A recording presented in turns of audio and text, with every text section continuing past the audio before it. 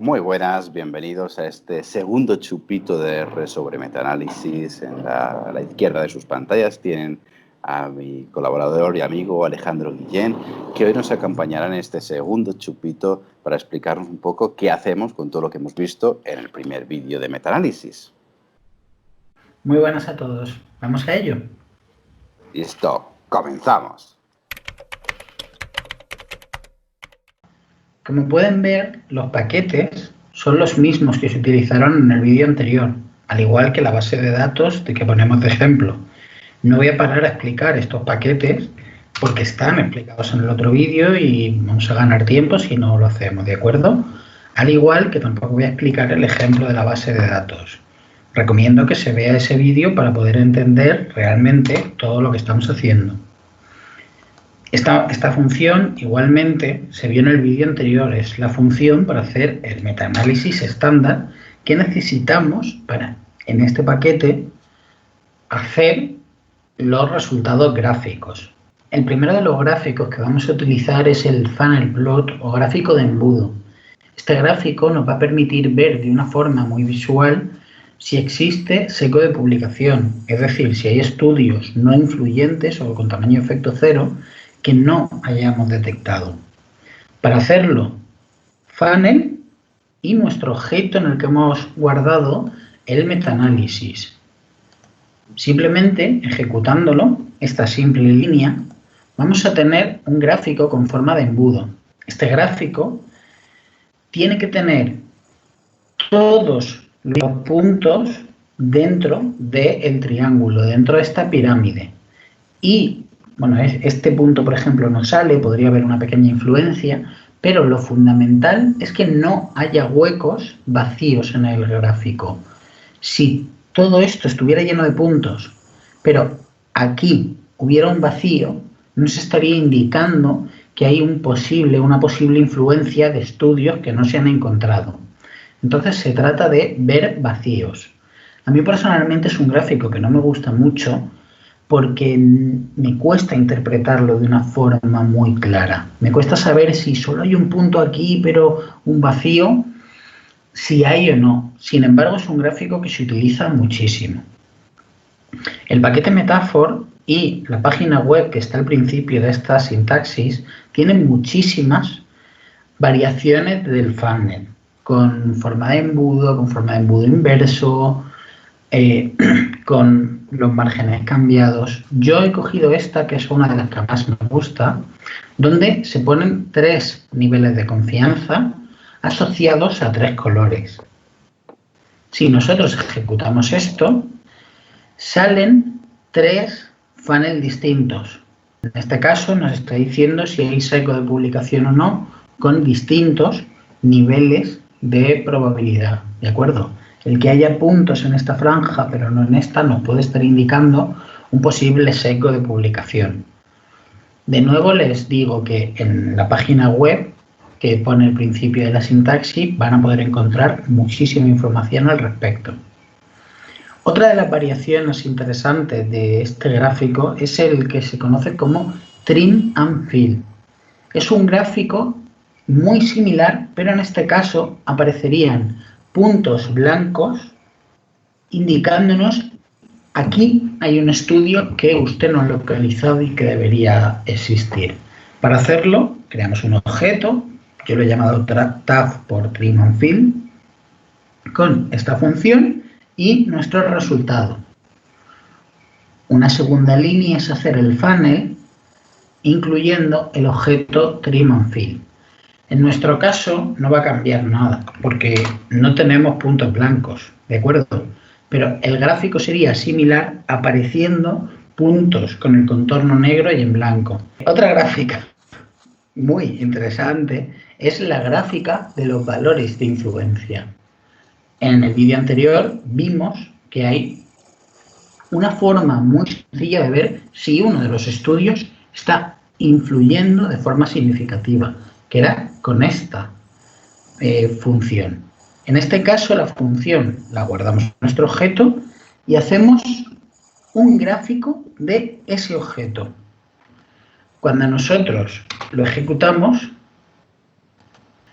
Bueno, en este caso estamos viendo con un montón de gráficos y distintas medidas de influencia si hay estudios que estén efectivamente alterando mucho los resultados al eliminarlo, es decir, sus valores son tan altos que están afectando mucho. Si recuerdan del vídeo anterior, el estudio número 5 resultaba significativo. En este caso, resultaba un valor de influencia. En este caso, se puede ver que fácilmente se detecta ese valor de influencia en la mayoría de los gráficos. Es muy útil, una gráfica muy útil para poder determinar que tenemos estudios que realmente estén influyendo en los resultados. ¿De acuerdo? A partir de aquí llegamos, le he puesto una línea y todo, llegamos al gran gráfico del metaanálisis. El gran gráfico del metaanálisis se llama Forest Plot. Es uno de mis gráficos favoritos dentro de toda la estadística que sé, junto con los path diagram de ecuaciones estructurales, porque me parece altamente explicativo, tiene una gran cantidad de información y me parece muy útil. ¿De acuerdo? Para hacerlo, simplemente Forest y el objeto que nosotros hemos guardado. Un segundo que haga grande esto para que no falle por los márgenes. Y antes de darle, debo decir, porque me lo han pedido justo antes de darle el vídeo para la gente que salta el vídeo a mitad, que diga que se suscriban al canal, que le den a like y que activen la campanita. Esto sería el Forest Plot básico. ¿Cómo se interpreta? Tenemos 20 estudios. Este punto, esta coordenada, sería el tamaño de efecto medio de este primer estudio. Y las colas sería el intervalo de confianza. Aquí tenemos por escrito lo que se representa gráficamente. Este primer estudio tiene un tamaño de efecto medio de 0,57, más o menos. Y un intervalo de confianza que va de menos 0,3 hasta 1,17. Este primer estudio no tendría un tamaño de efecto significativo.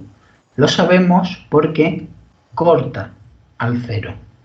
En este caso se está cortando al cero, por lo que este resultado surge por azar. Podemos ver la representación de todos los estudios de forma muy rápida. Por ejemplo, estamos viendo que el estudio 5, ese estudio que nos estaba influyendo significativamente, es un estudio donde se empeora. La gente a la que se le aplica ese programa reincide más. Esto seguramente sea un error de presentación de datos o algún problema de codificación, un problema de que realmente era una intervención que buscaba otra cosa. Pero muy rápidamente se está viendo que, mire, hay dos estudios que empeoran los resultados. El siguiente punto que tenemos en este gráfico es el tamaño de los puntos. El tamaño de los puntos nos está diciendo el peso de cada estudio. Nos está indicando qué estudio tiene más influencia en los resultados. Estos dos puntos, por ejemplo, serían los dos estudios que más influencia tienen. Mientras que, por ejemplo, este o este, donde el punto apenas se ve, son estudios que por tener una alta variabilidad, por tener una baja muestra, no están teniendo tanta relevancia en el peso medio como el resto de los estudios. Visualmente también sabemos cuáles son los estudios que más y cuáles son los estudios que menos con un solo vistazo. Además de eso, tenemos por debajo de la última línea que tenemos un modelo de efectos aleatorios y un tamaño de efecto medio de 0,44 con un intervalo de confianza de 0,28 a 0,59. El tamaño de efecto medio sería el eje que corta el rombo en vertical. mientras que lo alargado que está el rombo nos indica el intervalo de confianza. Este punto de aquí se corresponde con 0,28, mientras que este punto de aquí se corresponde con 0,59. Igualmente, como al interpretar esto, si el rombo cortase el 0, el tamaño de efecto medio no sería significativo. Como este tamaño de efecto no corta al 0, es un tamaño de efecto moderado de 0,44 y significativo. Con un solo vistazo tenemos muchísima información. Número de estudios, influencia de cada uno de los estudios, qué estudios tienen un efecto distinto al esperado, cuáles son los más relevantes, cuáles son significativos, tamaño de efecto medio, intervalo de confianza medio y, aunque no lo veamos, significación. Este es el gran gráfico. Y al ser el gran gráfico, nos encontramos con muchas posibilidades de mejorarlo. ¿Cómo podemos mejorarlo? Poniendo cuál es nuestra variable dependiente, alterando los rangos que nos van a salir para que no quede tanto blanco aquí, poniendo cabeceras, poniendo que los estudios no sea estudio 1, sino identificar realmente cuál es el estudio. Poner que estos puntos, además de ver el tamaño, quiero saber cuál es el peso de cada uno de los estudios. Vamos a ello. ¿Cómo se ponen autores y cómo se coloca el eje X? Siguiendo la misma sintaxis que antes, forest, y nuestro resultado, ponemos que la slab, ¿vale?, que es esto de aquí, pegue de nuestra base autores 2 y año, separándolos por coma. ¿Qué variable es autores 2? Es una variable que yo he creado donde pongo el primer autor y etal, o el primer autor si solo hay uno, y en aquellos casos que sean dos autores, los dos autores. Yo he creado esta variable, mis autores 1, que es todos los autores separados por coma, como pondríamos en una cita normal o en una referencia normal, ¿de acuerdo? Entonces yo genero esta variable nueva, primer autor etal, primer autor, cuando es uno o dos autores. Yo voy a sustituir esto de aquí por autor, coma y el año. Además, en el eje X, en vez de salir observed outcome, va a salir efecto en reincidencia, va a salir el nombre que sea mi variable dependiente. Y, además de eso, le digo que me ordene los estudios por los autores. Los quiero alfabéticamente. Podríamos poner que me los ordene por tamaño del efecto, que me salgan primero los más negativos y por último los más grandes. Puedo ponerle el orden que yo quiera para la presentación. Si yo ejecuto esto, ya es una gráfica donde me están saliendo autor etal 2013, autor etal, donde ya me está saliendo todo esto y ya me pone cuál es la variable dependiente que yo estoy utilizando, ¿de acuerdo? ¿Qué más cosas podemos hacer? Añadir los pesos, es decir, el tamaño de cada punto, y los límites del eje X, para que no nos salga espacio en blanco. Toda la sintaxis es la misma, pero vamos a añadir dos líneas, X, y vamos a añadir subweights. Esto es, enséñame los pesos. Y los límites del eje X sería este punto en el que está el ratón ahora, este punto blanco, ¿cuál quiero que sea? Menos 3, menos 4, menos 100. Lo que yo le vaya cambiando me va a hacer que el espacio blanco se distribuya mejor. Aquí no lo podemos ver bien porque cuando yo salgo del zoom, cuando entro en el zoom, conforme lo haga, se va a ir cambiando y no es tan elegante como exportar gráficos con opciones más claras. Ahora mismo nosotros podemos pensar que esto más o menos es -3, esto -4, esto -5. Este gráfico está yendo desde -5 hasta +5. Yo no quiero eso. Yo quiero, por ejemplo, que vaya desde -3 hasta 2,5. Es un poco a ojo, ¿vale? Esto tenemos que ir probando.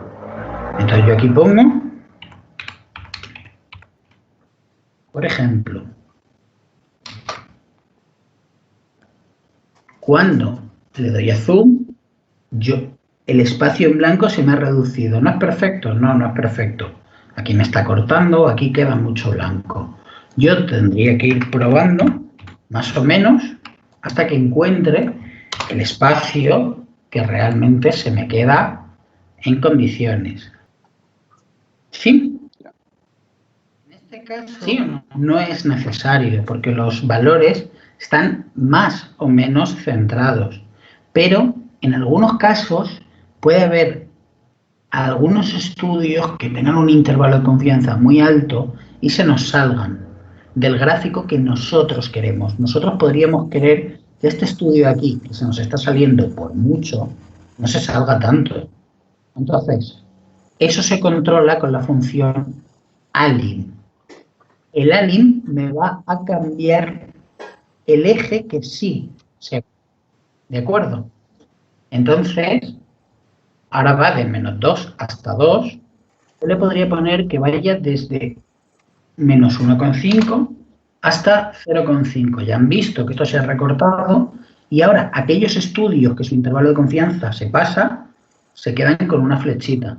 Con esto podemos conseguir, jugando con todo esto, de una forma, digamos, coherente. Ahora nos queda espacio aquí y espacio aquí, tendríamos que ir jugando.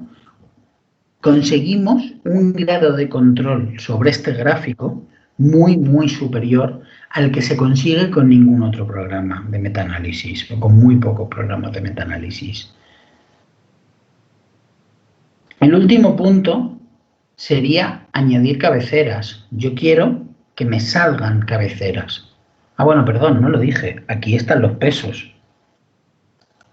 ¿Vale? Aquí se ve en porcentaje cuál es el peso de cada uno de los estudios. El que tenía los puntos más grandes es un 9%, el más superior. Esos puntitos que ni se veían es solo un 2%, comparado es casi 5 veces menos. Lo que hablábamos de las cabeceras. Queremos poner cabeceras en este punto. Entonces, para hacerlo vamos a incluir texto sobre la gráfica. ¿Cómo se añade este texto? El primer punto es el eje X. ¿En qué punto del eje X está? Nosotros le hemos dicho antes que queríamos que fuera de -2,5 hasta 2,8. Si el autor y el año van en este punto en el que está el ratón, ese punto, en eje X me refiero, será -2,5. La altura, el eje Y, sería el segundo de los valores. ¿Cómo sé que es 22? Porque yo sé que son 20 estudios. 0 sería donde dibuja el random effect, 1, 2, 3, 4, este sería el 20 y ahora está dibujando una línea. Si yo tengo un forest donde haya muchos más estudios, tendría que modificarlo.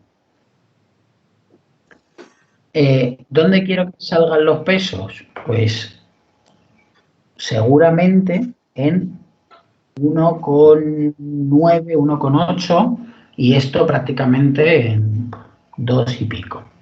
¿Vale?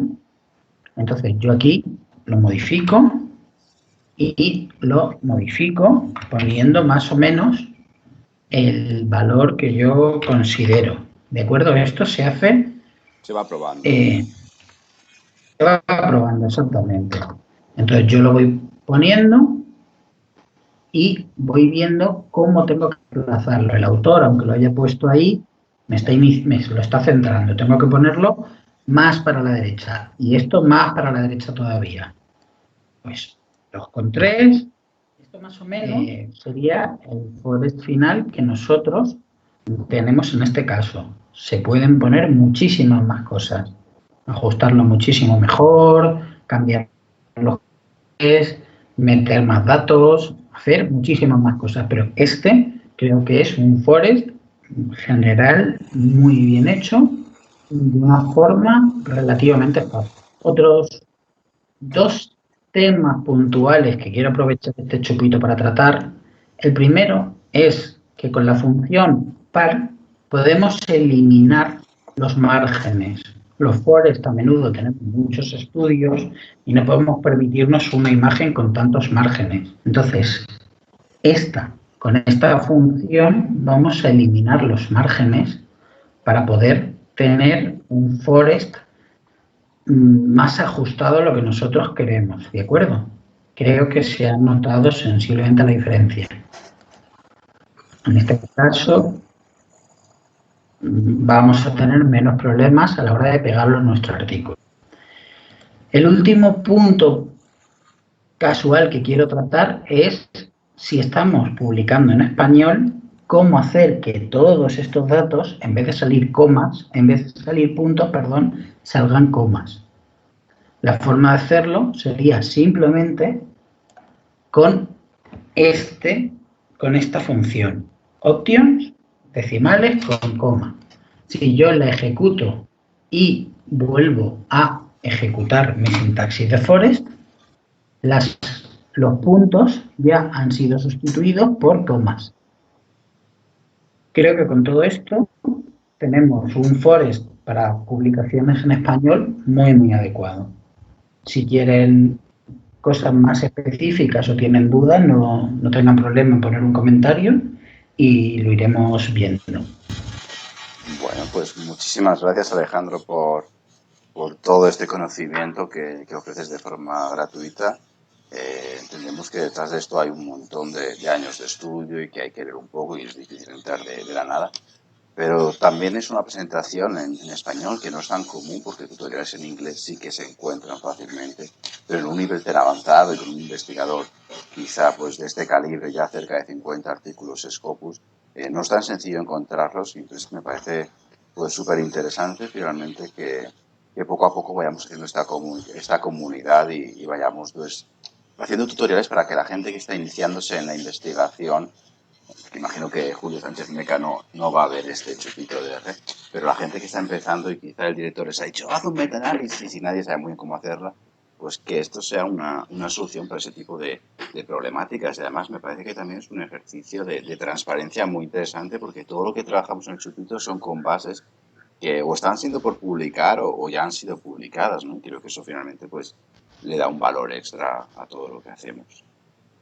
Pues muchísimas gracias por estar aquí y nos veremos en otro chupito de R. Un placer y encantado si puedo volver a ayudar en algo. Bueno, pues nada, un saludo entonces, nos vemos.